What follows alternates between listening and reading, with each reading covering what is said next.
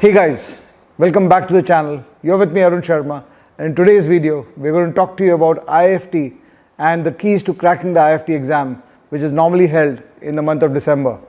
The significance of the IIFT exam is that it gives you a second bite at the apple, so to say, because IIFT as a B school is typically on par with respect to career outcomes, career options.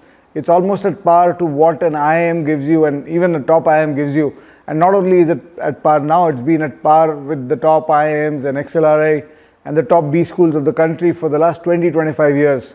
So you look at the outcomes of the top graduates coming out of these B schools. You look at an IIM Ahmedabad graduate, you look at an IIM Bangalore graduate, look at an IIFT graduate, and look at the career paths over the last 20 years, and you'll find that they're almost the same. They're literally having the same kind of outcomes, same kind of careers, reaching the top of the corporate ladder.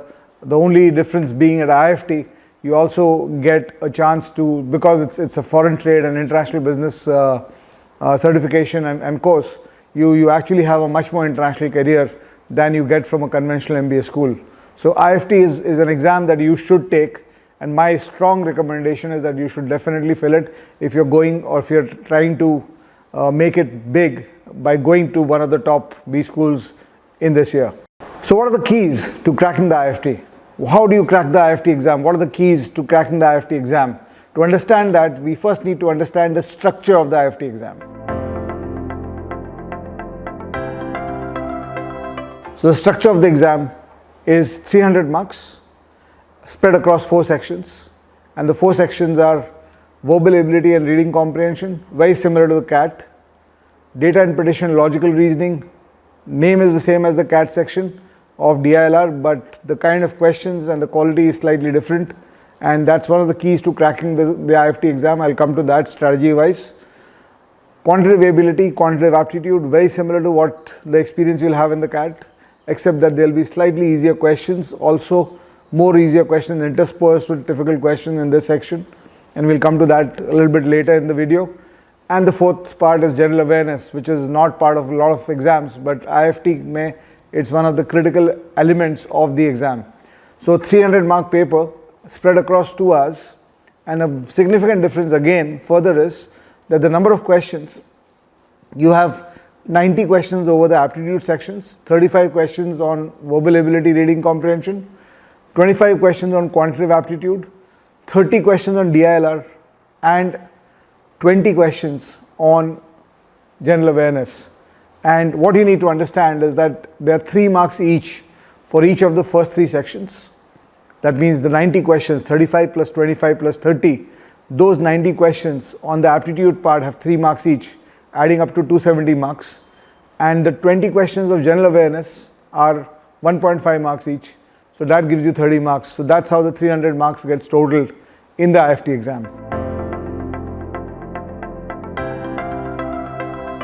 So coming back to the strategy for this exam, how do you crack the IIFT? Typically, if you want to get calls from IIFT, the IIFT has 3 campuses, Delhi, Kolkata, and they have now set up a Kainada campus.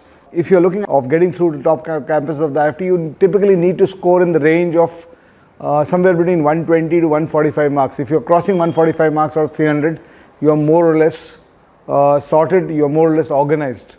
Now let's have a section-wise look at each of the sections and strategy-wise what you should do while preparing and what you should do while taking the exam. So coming to the sections, the VRC section of IIFT has a pretty similar feel to the CAT VRC section. The only difference being that in verbal ability in IIFT you will get varied types of questions, a lot of vocabulary based and a lot of grammar based questions. CAT, as you know, is fixed at very limited question types, and they are more comprehension question types than verbal question types. In the IIFT exam, you'll get a lot of vocabulary emphasis, you'll get a lot of emphasis on grammar, fill in the blanks, and all the question types that typically comprise the verbal section of aptitude tests. And you also have comprehension. The comprehension is slightly longer. I mean, if you have a 4 question passage, you will have typically 6-7 paragraphs on that, so time becomes an issue when you're solving comprehension in the IIFT exam. So you need to develop or work on your reading speed, etc. but typically this is what the IIFT verbal ability section is comprised of. Now when you're talking about strategy for this exam, you need to understand one very critical thing. That is the 145 marks, I mean the 2 hours that you get in the IIFT are not section divided. So that means you get the test paper, you get the paper, and you get 2 hours. And you have to solve the entire paper in 2 hours. You are free to distribute the time as you want. And that's one of the key questions that one comes across. How do you distribute the time? Because that becomes an important component of strategy. So if I am very good at DI and I'm very good at quants, the 60 questions there, the 25 questions plus the 55 questions there are counting for 165 marks. And if I can score 100, 120 plus, if I can solve 30 to 40 questions there and score 100 plus out of these 55 questions, then my qualification or getting a call from IIFT, getting a call from IIFT Delhi also is almost guaranteed, because even if I score normal sectional qualifying in the other 2 sections, I'm done. So the key question people ask me is, how do we distribute time in the paper, in a 2-hour paper like this? So strategy wise, what you should do is you should first identify each of the sections and find out which one is your strongest section, which one is your weak section, and so on. And the general rule is that the time that you allot has to be proportional to the marks.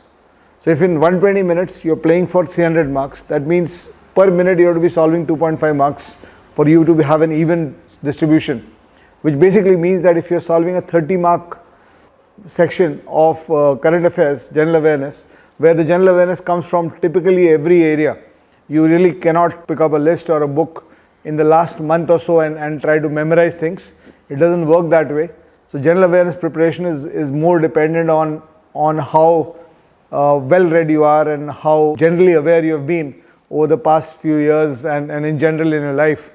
So those people who have that advantage through their schooling and college and through their education will have an advantage in the general awareness section.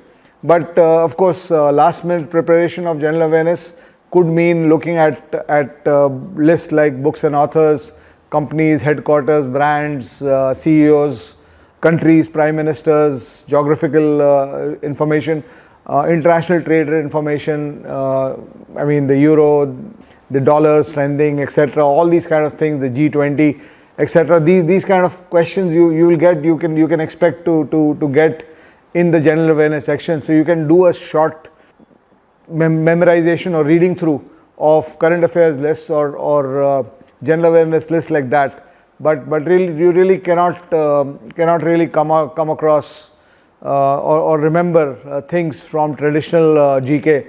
Like last year there was a question about 4 cricketers and their nicknames, and those 4 cricketers were cricketers like Steve Waugh and Clive Lloyd. So if you know it, you know it. You can't, no list can give you that in a 10, 20, 30 page list that you'll remember that piece of data there. So if you have known it in your past, and if you have been following various trends across the world, you will have an advantage.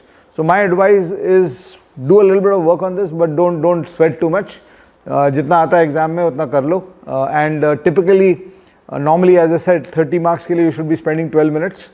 But you can actually cut down the time because you can't do much in 12 minutes. A GK question is, you read it, you know it. If you don't know it, you have the answer. You can't do anything about it. If you know it, you don't need to do anything about it. So a GK question is a quick read. So you can actually shave off around 3-4 minutes and finish off the GK section around 8-9 minutes rather than 12. So that should be your target. That leaves you 110 minutes for the other 3 sections, 270 marks. And from 2.5 marks, I mean 110 minutes, 270 marks, your time has actually expanded a little bit because you have taken a little bit less time in the current affairs.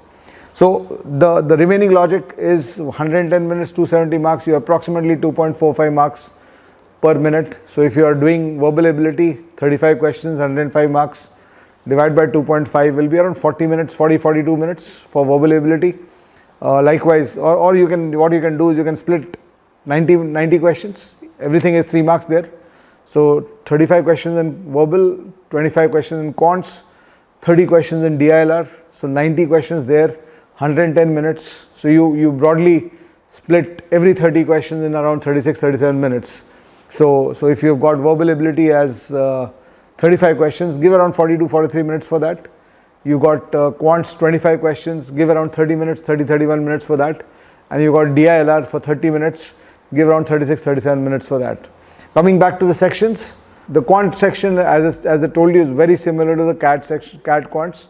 So the preparation you have done for the CAT quants will kind of completely take care of your IIFT preparation. You don't need to do anything specific, anything special. You just revise what you have done for CAT. I'm assuming you of course covered all your bases, all your chapters for CAT preparation. If you have done that, you don't need to do anything about quants. I mean, there's some real sitters in the quant section. I think you'll find out of 30 questions, you'll find around 8 to 10 sitters, which are, if you know the concept, you know the logic, you will get that as soon as you read it. For example, there was a question on interest last year, that if I have a amount principal P and I invest it for 2 years at a rate of R%, small R%, compounded half yearly, and it becomes a value A, and then I've got a principal P which I invested at capital R%, which is not compounded and which is compounded annually, not half yearly. So the small R% was compounded half yearly, the capital R% is compounded yearly, and you still have the amount A. So what is the relationship between small r and capital R? So obviously we know that if you are compounding an interest in shorter periods of time, a lower interest rate becomes equal to a higher interest rate. So in this case, small r will be less than capital R if the amounts are the same at the end. So these are sitter questions, basic concept questions. You really don't need more than 1.5 minutes to solve this, just the reading time and the reaction in your head if you have the reaction installed. So be prepared for around at least 10 sitters. So out of 30 questions, I mean, as I said, the target is 145, 150. 120, 125 starts getting IIFT interested in you. You are anyway interested in the IIFT. So 125, 130 starts IIFT getting interested in you. 145, 150 out of 300 guarantees it for you. So a very simple strategy is where the third section comes in, data and prediction, logical reasoning. And the DI is completely traditional DI. The logical reasoning is the puzzles, but much simpler puzzles than what you see in the CAT. And then you also have those questions like input, output, coding, decoding, and then you've got direction test, blood relations, sequences, series, those kind of questions. So it's a mixed bag. And typically out of the 30 questions, you will have around 4 sets, 15 to 16 questions of DI and 13, 14 questions of LR. And the DI, the data and prediction, is completely traditional DI. It's completely calculation based. So if you're good on your calculations and if you're focused on your calculations, and do watch my calculation series on my other channel, the Arun Sharma Academy channel. The link of that series is provided in this video. So do watch that series to help you understand how to do it with competitive advantage, how to calculate with competitive advantage. So if you see the traditional DI, if you can actually get through the 4 sets, because the logic is low there, it's just the calculation that is the gatekeeper to the marks. So if you can calculate well, you can actually do all the 16 questions, 4 sets, 5 minutes each, 5 to 6 minutes each. So 24 minutes you can get through the 4 sets of DILR, and you got around 12-13 minutes. If you're allocating 36-37 minutes for DILR according to the time structure we decided or we talked about, then you got 12-13 minutes. You can easily do 2 more puzzles and you are suddenly at 24 questions out of 30. And if you have solved all this correctly, which you should be able to, because these are not very tedious questions, you are typically at 70 marks already out of 145 in only 30 questions, and the remaining that means out of 90 you're getting 70 there. So if you can do that, you're getting into IIFT is a cakewalk. And of course, if your verbal is a strong section or your quants is a strong section, if you have a second strong section apart from DILR, you are kind of walking into the IIFT. There's absolutely nothing that can stop you. So the strategy, the key strategy for IIFT is 2 strong sections. DILR compulsorily has to be a strong section for you. So practice a lot of DILR, focus only on traditional DI based on calculations, and focus on practicing all the kinds of puzzles and blood relations and other chapters I talked about. Focus on practicing that so that you become good at those. And those small chapters like blood relations, sequence series, they don't take much time. They take 3-4 hours to prepare, to practice. That's it. So it's very strong DILR backed up with 1 strong section of either quants or verbal, and you can encouch or couch the weaker sections if you have them within these 2. Of course, if you got three strong sections, then you are actually literally walking through. So that's about it. So that's the IIFT strategy. I'll reiterate, IIFT gives you a second bite at the apple in the same year. So two things it does for you. One is it takes the pressure off the CAT day. You need to tell yourself, you need to remind yourself that I've got 2 more very strong exams coming up, IIFT and XLRI. I'll get the same careers even if I don't perform in today's exam. So take the pressure off yourself from the CAT by telling yourself that there's a backup exam left. And the second thing is, if your CAT does not, for some reason, for some unfortunate reason, the CAT does not go well, you have got the IIFT exam to back you up, apart from the ZAT exam, which will take you to the same levels of institutes as the CAT would have taken you. So give it your best shot, give it your best this thing. As I always tell you, control the controllables, let the results take care of themselves, and make sure that you put in the efforts required during this time to crack this test. Thank you so much. I hope this video has been helpful. If it has, I would request you to share it, talk about it, and do, of course, subscribe to the channel apart from getting other viewers first. Thank you so much. Bye-bye. See you then.